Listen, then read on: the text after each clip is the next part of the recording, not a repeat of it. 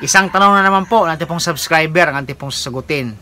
Pwede ba daw pagsabayin yung Lutalize at saka oxytocin?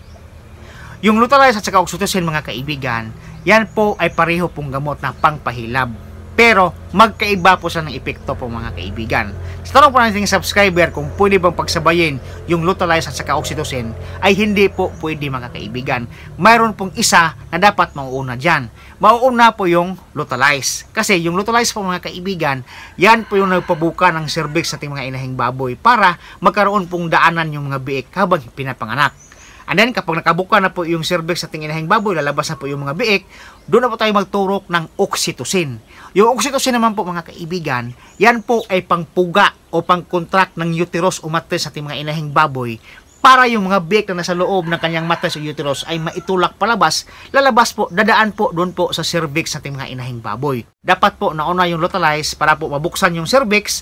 Ano yung pagkabukas ng cervix, magturok na po tayo ng oxytocin para nang sa ganon, yung mga biik po ay maitulak palabas mula po sa loob ng tiyan nating mga inahing baboy po, mga kaibigan.